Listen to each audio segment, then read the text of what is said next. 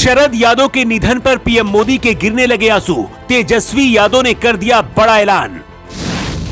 शरद यादव ना होते तो बिहार में नहीं आता लालू राज, फिर 25 साल तक क्यों चलती रही दुश्मनी। राबड़ी देवी बिहार की मुख्यमंत्री थी, फिर भी शरद यादव की ढाल को क्यों नहीं तोड़ पाए थे लालू यादव। मोदी ने जब शरद यादव की निधन की खबर सुनी तो कुछ देर के लिए अपनी कुर्सी पर ही बैठे रहे। उनकी आंखों में आंसू थे। देखकर ऐसा लगा जैसे उनका कोई बहुत करीबी बिछड़ गया हो। उसके एक इशारे पर मुख्यमंत्री और प्रधानमंत्री की कुर्सी भी हिल जाती थी। लालू यादव से लेकर नीतीश कुमार तक को उसने मुख्यमंत्री बना दिया। राजीव गांधी से लड़ने के लिए भी वो अपना सीना खोलकर सामने खड़ा हो गया था।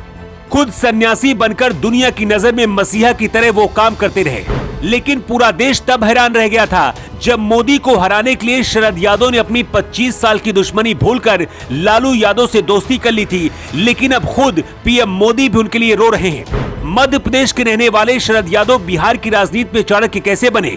जिस लालू यादव को शरद यादव ने बुरी तरह से हराया, आखिर वो लालू शरद यादव को अपना गुरु क्यों मानते हैं, जानकर आप भी हैरान रह जाएंगे।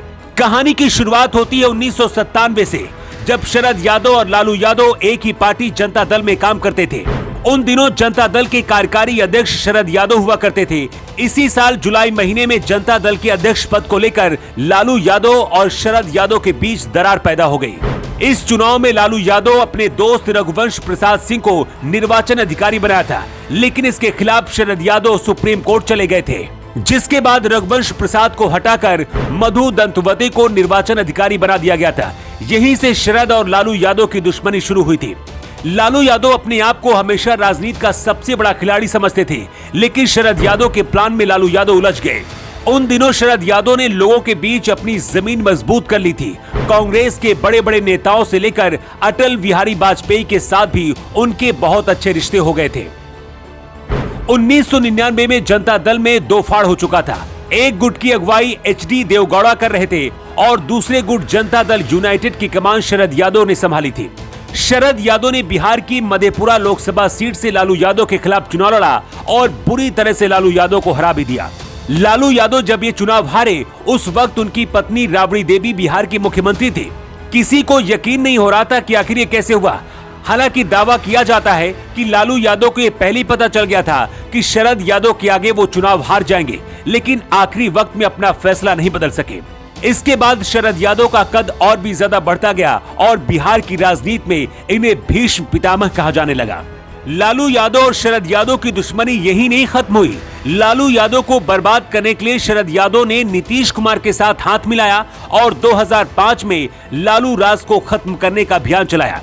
इसे शरद यादव का असर कहें या फिर कुछ और, 2005 के बाद से कभी भी लालू यादव की बहुमत के साथ बिहार में सरकार नहीं आई।